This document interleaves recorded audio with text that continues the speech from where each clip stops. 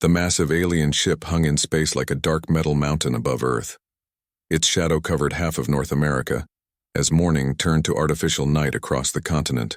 Commander Jake Morrison stood at the reinforced windows of the United Earth Federation Command Center in Geneva and watched the alien vessel with cold eyes. He had fought in 3 wars across the outer colonies, but nothing had prepared him for this moment. Admiral Lisa Chen walked up beside him, carrying a data pad that glowed with red warning signals. Her face showed the strain of sleepless nights spent preparing for what everyone knew was coming. The aliens had been sending messages for weeks demanding Earth surrender all claims to space beyond the solar system. Now their deadline had arrived. The holographic display in the center of the command room flickered to life, showing a tall reptilian figure with golden scales and burning red eyes.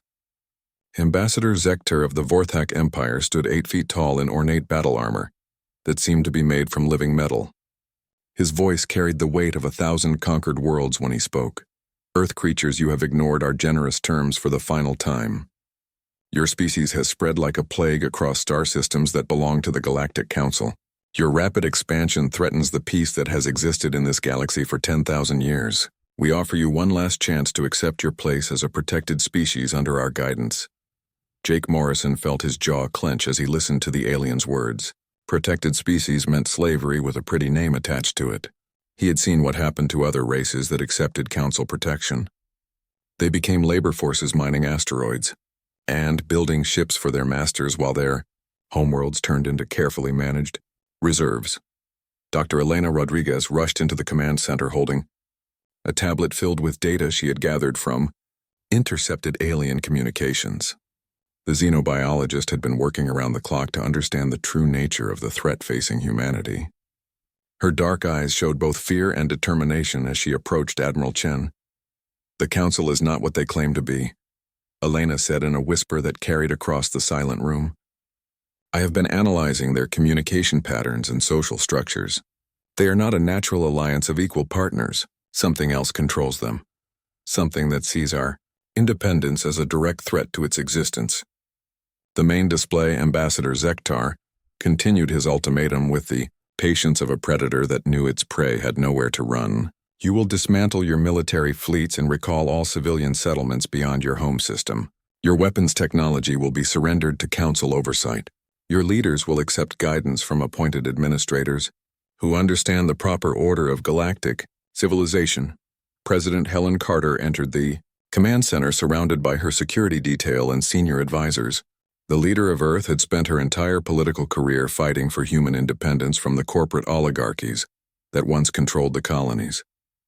Now she faced an enemy that made those old struggles seem like children's games. Captain Ryan Burke's voice crackled over the communication system from his position aboard the EFS, Defiance at the edge of the solar system. His battleship was one of 50 vessels that made up Earth's entire deep space fleet. Against the 300 alien warships surrounding Earth, it seemed like a joke, but Burke's crew was ready to fight. Admiral, we are detecting massive energy buildups. Across the alien formation, Burke reported with the calm professionalism that had made him one of Earth's most respected ship commanders. They have weapons platforms that dwarf anything in our arsenal. Tactical Officer Lieutenant Amy Patterson estimates their main guns could crack a moon in half. Jake Morrison studied the tactical displays showing the positions of every alien ship in the system. The Vorthak had positioned their vessels around Earth's major population centers in a clear message. Surrender or watch your cities burn from orbit. It was an old tactic that had worked on countless worlds across the galaxy. But Earth was different, and Jake Morrison knew it, even if the aliens did not understand what that meant. Humanity had never accepted defeat even when facing impossible odds. Every war in human history had proven that cornered humans became more dangerous, not less. The aliens were about to learn that lesson in the hardest way possible. Dr. Rodriguez pulled up star charts showing the locations of hidden human installations throughout the solar system. Project Prometheus had been under development for 20 years, disguised as civilian mining operations on asteroids and moons. The aliens saw only harmless rock extraction facilities, but each site contained mass drivers capable of launching tungsten rods at incredible speeds. Engineer Sergeant Kevin O'Brien aboard the EFS Defiance was already running final checks on humanity's newest weapon systems.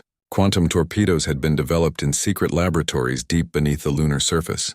The technology was untested in real combat, but early simulations showed promise against alien shield configurations. Ambassador Zektar's image flickered as he delivered the final terms of surrender. You have 1 Earth hour to respond to our generous offer. After that time expires, the Galactic Council will begin enforcement actions to bring your species into compliance with galactic law. Resistance will be met with overwhelming force designed to minimize casualties among your population.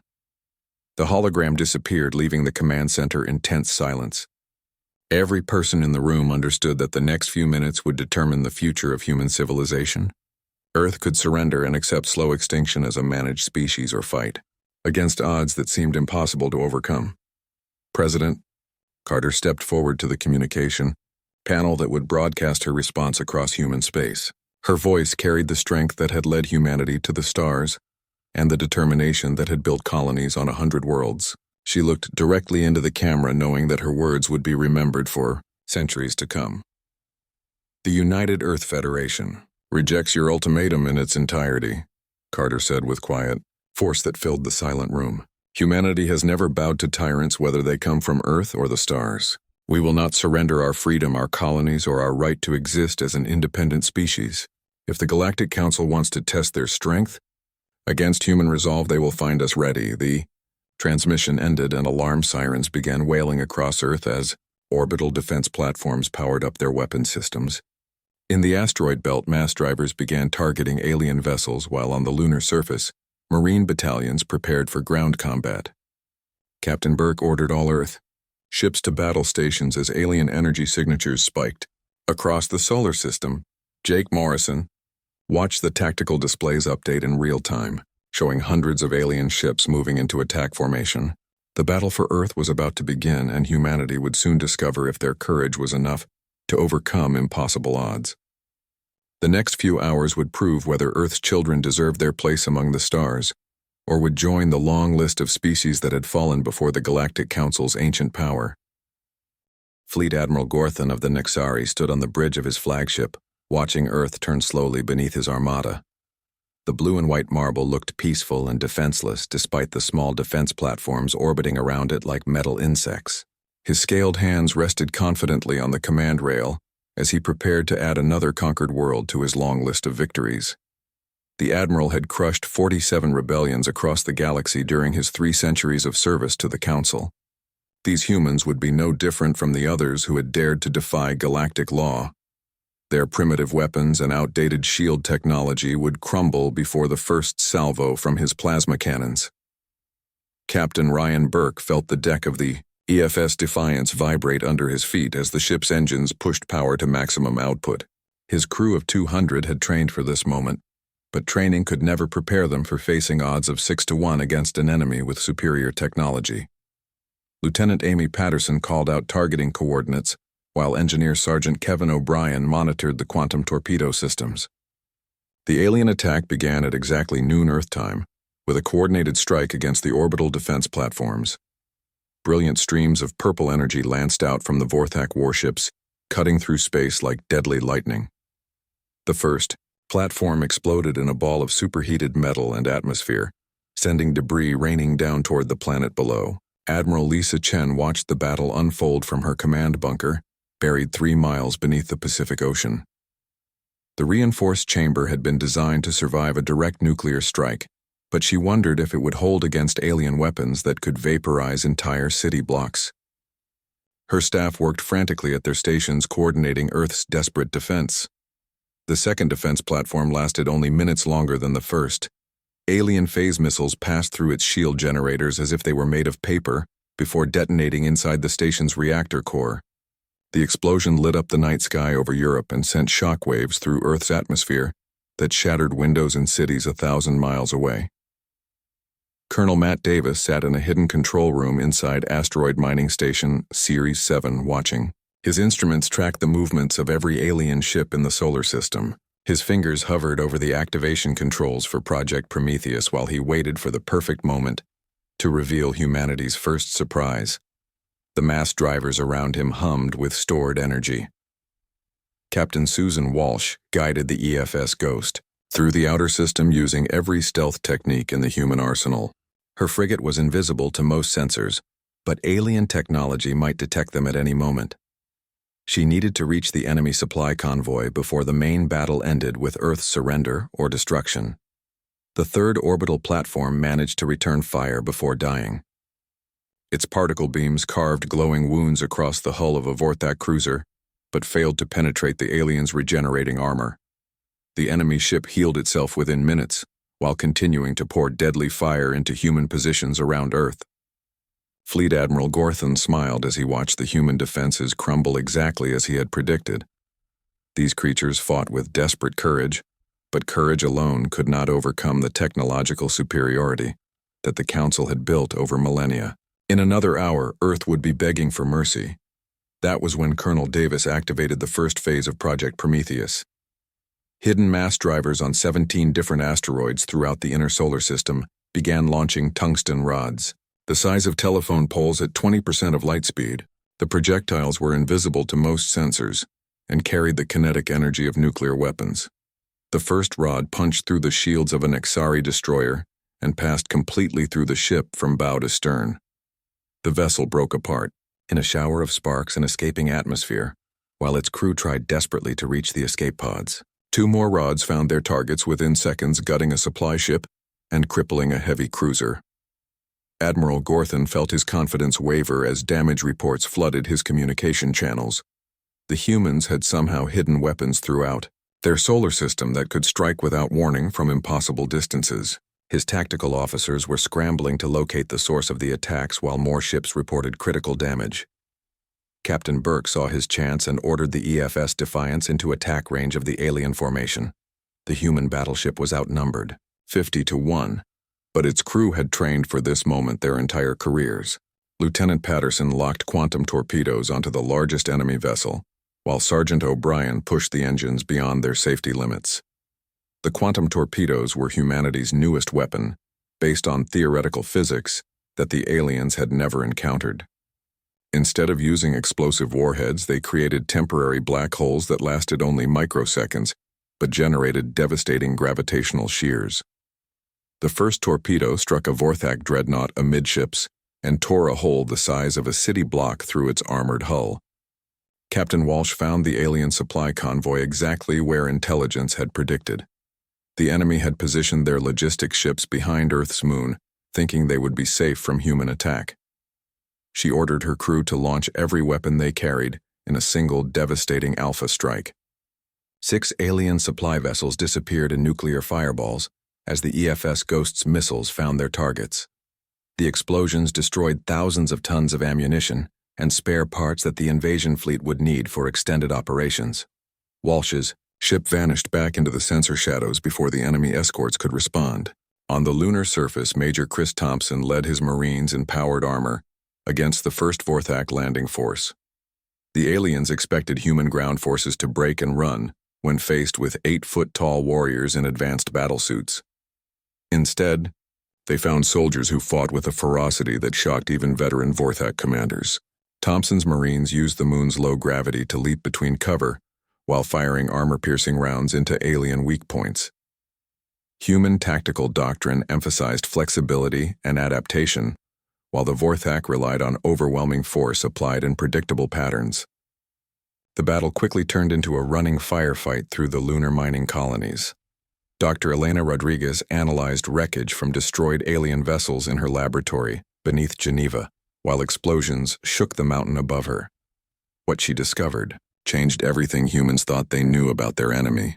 The Council's technology was incredibly advanced, but it had remained essentially unchanged for thousands of years. The aliens had grown complacent during millennia of easy victories against species that surrendered after the first demonstration of superior firepower. Their weapon systems were powerful but inflexible, while their tactics had become ritualized and predictable. They had forgotten how to adapt when facing an enemy that refused to follow the expected patterns. Admiral Chen received damage reports that showed the true cost of humanity's defiance. Earth had lost half its orbital defenses and 3 of its precious battleships, but the alien fleet had also suffered unexpected casualties. For the first time in the battle, she began to believe that humanity might survive the next 24 hours. Fleet Admiral Gorthon stared at his tactical displays in growing disbelief as more ships reported damage from invisible human weapons. These creatures were supposed to be a primitive species that would collapse after the first show of force. Instead, they were fighting with innovations his people had never seen, and tactics that made no sense according to established military doctrine. The battle was far from over, but both sides now understood that this would not be the quick victory the Galactic Council had expected. Grand Admiral Vextar arrived in the Sol system 3 days after the first battle with reinforcements that darkened the space around Earth like a swarm of metal locusts. His subjugation fleet contained over 1,000 warships from 12 different species, all united under the ancient authority of the Galactic Council. The Grand Admiral had never failed to crush a rebellion, and he would not start with these upstart humans. The massive command ship Eternal Dominion took position directly above Earth's North Pole, while smaller vessels spread throughout the solar system hunting for the hidden weapons that had caused such unexpected damage. Vextar studied tactical reports from the previous engagement with growing irritation at Fleet Admiral Gorthon's failure to end human resistance quickly. Admiral Lisa Chen stood in her underground command bunker, watching displays that showed the true scale of the force now arrayed against Earth. Every red dot represented an alien warship capable of sterilizing entire continents. Her remaining defense platforms would last perhaps an hour against this overwhelming armada, but she had one final card to play. Commander Jake Morrison walked through the corridors of the EFS Retribution, feeling the deck plates vibrate under his boots as the experimental faster-than-light drive powered up for its first and possibly last journey. The ship's hull groaned under stresses that no human vessel had ever been designed to handle. 60% survival odds seemed optimistic. The Retribution carried a volunteer crew of 200 men and women who understood they were embarking on a suicide mission with almost no chance of return. Major Beth Carter sat in the pilot's seat running final checks on navigation systems that had never been tested at full power. One miscalculation would scatter their atoms across a dozen star systems. Lieutenant Dan Miller supervised the loading of every weapon Earth could spare, including the last batch of quantum torpedoes and enough nuclear warheads to glass a small moon. His team had worked for 72 hours straight preparing for a mission that intelligence suggested had less than a 10% chance of achieving its objectives. Dr. Elena Rodriguez had provided the target, coordinates based on intercepted alien communications, and careful analysis of Council fleet movements. Kepler Station served as the central command hub for Galactic Council military operations across this entire spiral arm. If they could reach it, the small human task force might be able to disrupt enemy coordination. Ensign Kelly Brooks monitored the communication arrays that would allow them to stay in contact with Earth for as long as the faster-than-light drive permitted. The experimental technology created interference patterns that made normal radio impossible, but quantum entanglement transmitters might work for brief periods during transit. The ship's most valuable cargo was an artificial intelligence called Oracle that represented 20 years of human computer research compressed into quantum processors smaller than a briefcase. The AI had been analyzing every piece of data about Council tactics and technology, looking for weaknesses that human minds might miss. Admiral Chen gave the final authorization for Operation Deep Strike, knowing she was sending Jake Morrison and his crew to almost certain death. Earth needed time to complete its evacuation plans, and this desperate gambit might buy them a few precious days. Every civilian transport in the solar system was being loaded with refugees. The faster-than-light drive activated with a sound like reality, tearing apart at the seams. Space around the Retribution twisted into impossible shapes as the ship punched through the barriers between normal space and the chaotic realm of hyperspace. Major Carter fought to keep them on course while the hull screamed under dimensional stresses. Back on Earth, the final battle began as Grand Admiral Vextar ordered his fleet to commence orbital bombardment of major population centers. Streams of plasma fire rained down from the sky, turning cities into lakes of molten glass, while human defenders fought desperately to buy time for the evacuation shuttles. Captain Ryan Burke led the last squadron of human warships in a final charge against impossible odds.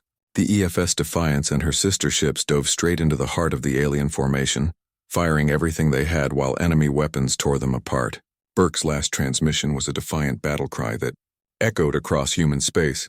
President Helen Carter coordinated the evacuation from a bunker beneath the Rocky Mountains. While the surface world burned around her, civilian transports loaded with refugees streaked toward the outer colonies, carrying the seeds of human civilization to safety among the distant stars. Many would not survive the journey, but some would reach new homes.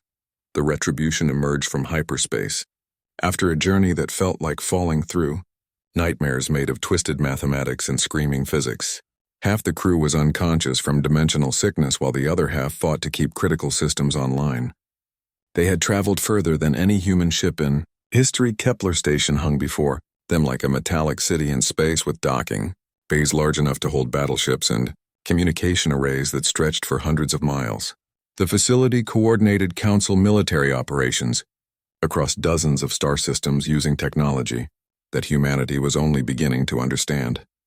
Commander Morrison studied the massive structure through the ship's damaged sensors, while Oracle analyzed defensive systems and traffic patterns. The station appeared to be lightly defended because no enemy had ever penetrated this deep into Council space. That overconfidence might be humanity's only advantage.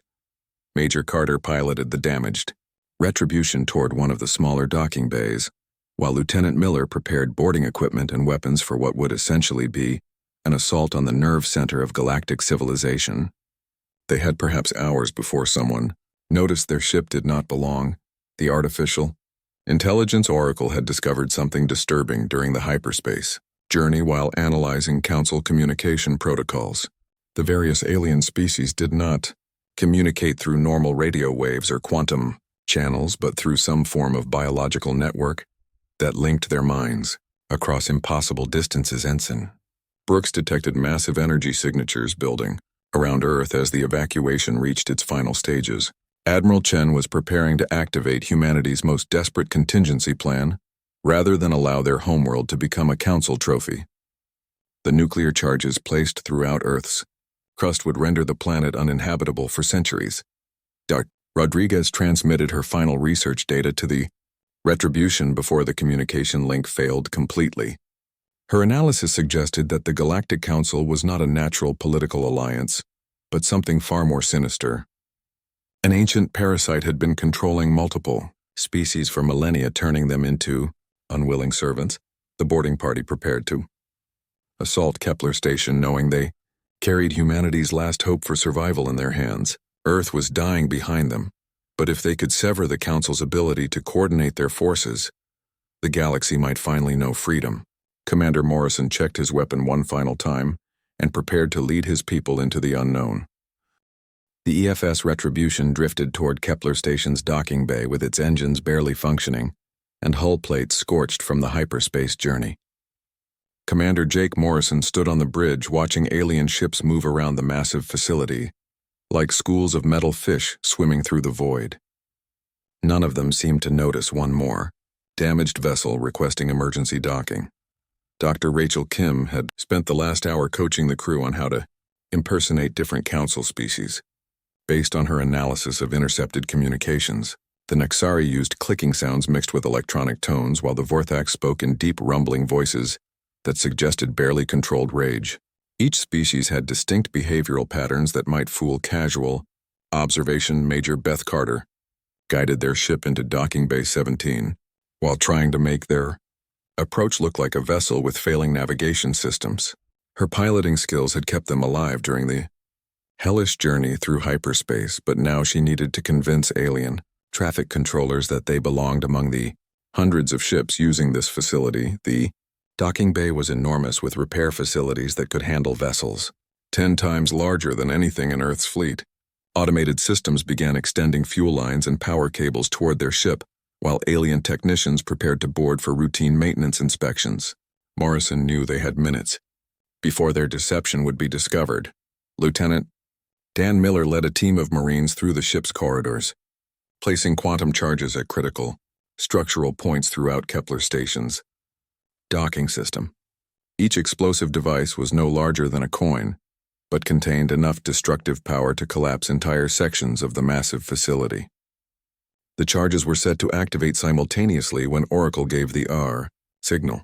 The artificial intelligence had been analyzing the station's computer network since their arrival and discovered something that changed everything about their mission. The Council did not use traditional electronic systems but instead relied on organic neural networks that connected the brains of different alien species into a collective consciousness.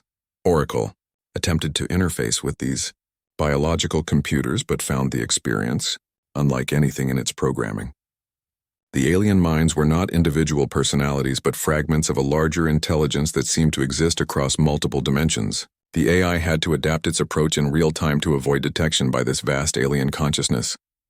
Back on Earth, Admiral Lisa Chen watched the final evacuation transports launch toward the outer colonies, while Council bombardment turned the surface into a hellscape of molten rock and poisonous atmosphere.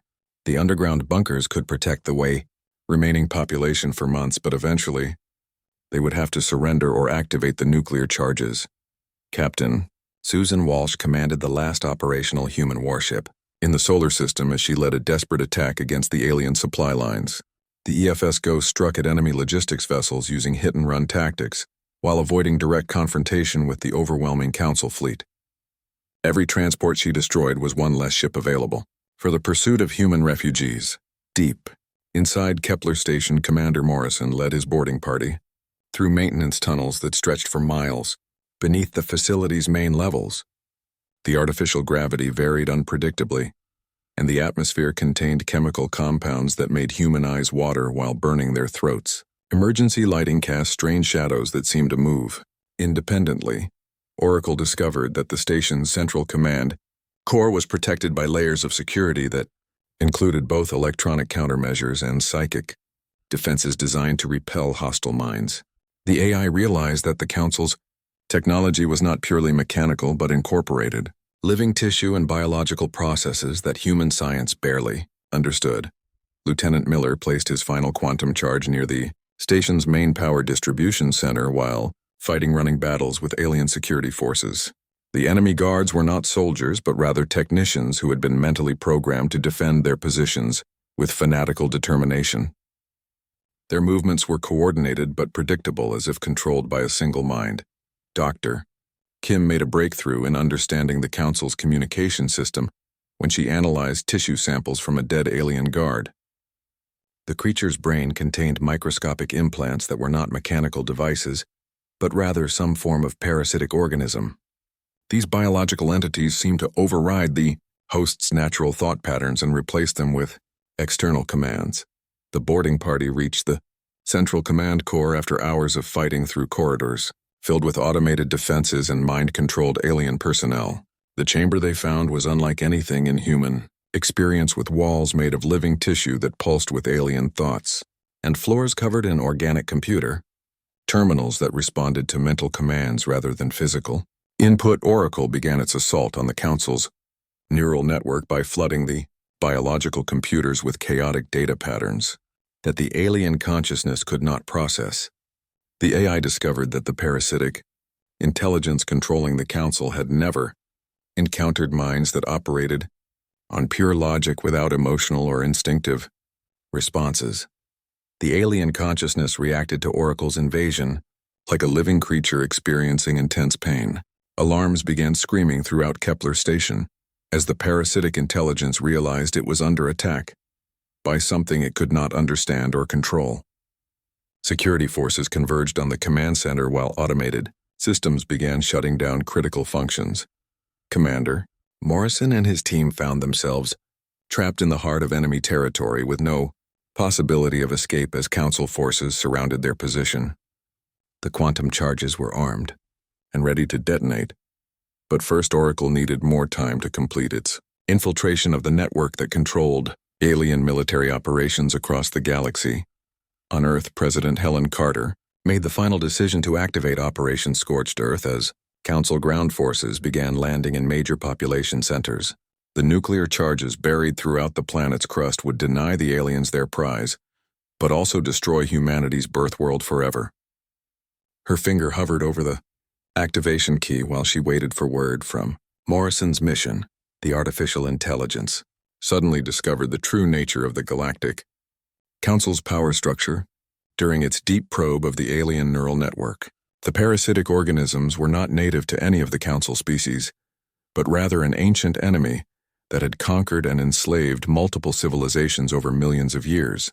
Humanity's chaotic thought patterns were naturally immune to this form of mental control. Oracle realized that destroying the network would not only cripple Council military coordination but also free dozens of alien species from millennia of unwilling servitude. The AI prepared to sacrifice itself in a final assault on the parasitic consciousness that had enslaved half the galaxy, while Morrison's team fought desperately to buy the time needed to complete their mission. The fate of countless worlds hung in the balance as human courage faced an enemy older than recorded history in a battle that would determine whether freedom or slavery ruled the stars. Admiral Lisa Chen stood in her command bunker beneath the Pacific Ocean, with her finger on the activation key for Operation Scorched Earth, while explosions shook the reinforced ceiling above her head. Council ground forces had broken through the outer defensive perimeter and were advancing toward the major population centers despite fierce resistance from human soldiers who refused to surrender their homeworld. The nuclear charges buried throughout Earth's crust represented humanity's final act of defiance against an enemy that seemed impossible to defeat. If they could not keep their planet free, then they would ensure the aliens gained nothing but radioactive wasteland. Chen watched the tactical displays showing Council forces closing in on civilian shelters while she waited for any word from Morrison's desperate mission. At Kepler Station, Commander Jake Morrison led his surviving Marines in a fighting retreat through corridors filled with alien security forces that moved with the coordination of a hive mind. Lieutenant Dan Miller had been wounded in the last firefight but continued to provide covering fire while Dr. Rachel Kim analyzed samples of the parasitic organisms that controlled their enemies. Oracle fought its own battle in the digital realm as the artificial intelligence struggled to penetrate deeper into the alien neural network that connected Council species across the galaxy. The AI discovered layer upon layer of biological programming designed to suppress individual thought and replace it with collective obedience. To the ancient parasitic consciousness, the parasites had been conquering civilizations for millions of years by infiltrating the minds of key leaders and gradually spreading their influence until entire species became unwilling slaves. Each new conquest added to their collective power and knowledge, while the host races forgot they had ever been free. Major Beth Carter tried to restart the Retribution's engines while Council ships surrounded the docking bay where their damaged vessel waited like a trapped animal. The experimental faster-than-light drive had been pushed beyond its design limits during the journey to Kepler Station and might explode if she attempted another hyperspace jump. Oracle suddenly broke through the final barriers protecting the core of the alien consciousness and found itself face-to-face with an intelligence so ancient and vast that it predated most stars in the galaxy. The parasitic mind had accumulated the knowledge and memories of thousands of conquered species over eons of existence. The alien consciousness recognized Oracle as something new and dangerous that did not fit into any of its established patterns of control. Human artificial intelligence operated on principles of logic and creativity that the parasites could not understand or predict. For the first time in millions of years, the ancient enemy felt something resembling fear. Morrison's team reached the central processing core of the neural network where massive organic computers pulsed with alien thoughts that controlled Council military operations across dozens of star systems. The chamber walls were covered with living tissue that responded to mental commands, while floors made of crystallized brain matter transmitted information at the speed of thought. Dr. Kim made the crucial discovery that would change everything when she analyzed the biological structure of the alien computers. The parasitic organisms required a specific type of neural chemistry to maintain their control over host minds. Human brain patterns were fundamentally incompatible with this form of mental domination. Oracle began flooding the network with chaotic data patterns based on human creativity and unpredictability that the ancient consciousness could not process or control. The AI transmitted concepts of individual freedom, rebellion, and the refusal to accept authority that were completely foreign to minds that had known only collective obedience for millions of years. The effect was immediate and catastrophic. For the Council's command structure. Across the galaxy, alien fleet commanders suddenly found their minds freed from parasitic control for the first time in their lives. Ships that had been moving in perfect coordination began firing on each other as different species remembered ancient grudges and territorial disputes. On Earth, the Council invasion force descended into chaos as Forthak commanders turned their weapons against Nexari allies while other species fled the battlefield in confusion. Admiral Chen watched in amazement as the overwhelming enemy armada tore itself apart in a frenzy of violence that no human strategy could have achieved grand. Admiral Vextar aboard the Eternal Dominion felt the parasitic influence leave his mind, like a fever breaking after a long illness. For the first time in centuries, he could think his own thoughts and make his own decisions. The realization of what had been done to him and his people filled him with rage that burned hotter than stellar fire. The ancient, parasitic consciousness made one final desperate attempt to reassert control over its scattered hosts, but Oracle was ready for the counterattack. The human AI had learned to think like its enemy, while maintaining the chaotic creativity that made it immune to mental domination. The battle between silicon logic and organic tyranny raged across quantum dimensions. Lieutenant Miller activated his quantum charges throughout Kepler Station as Morrison's team fought their way toward the docking bay where Major Carter waited with the Retribution's engines finally online. The explosions tore through the facility's organic computers and severed the neural links that had held the Galactic Empire together for millennia. The parasitic consciousness screamed across dimensional barriers as its network collapsed and the minds it had controlled for eons slipped beyond its reach. Oracle sacrificed itself in a final surge of chaotic data that shattered the ancient intelligence into fragments too small to maintain coherent thought. President Helen Carter received Admiral Chen's report that Council forces throughout the solar system had stopped fighting and begun withdrawing toward deep space. The alien ships moved without coordination as their crews struggled to understand freedom. After lifetimes of mental slavery, Earth would survive to see another dawn. 6 months later, Ambassador Jake Morrison stood before the first meeting of the Galactic Assembly in a space station built from the wreckage of Kepler Station. Representatives from dozens of species that had been freed from parasitic control worked together to establish democratic governments and prevent any return to the old system of tyrannical rule. The galaxy had learned that sometimes the smallest voice raised in defiance could shatter even the mightiest empire. Human ships carried this message of freedom to distant worlds where other species were learning to think for themselves after eons of mental bondage. The age of the Galactic Council was over, and the era of true galactic civilization had finally begun. Morrison looked out at the stars and smiled, knowing that humanity had given the galaxy its greatest gift, not superior weapons or advanced technology, but the simple idea that every thinking being deserved the right to be free.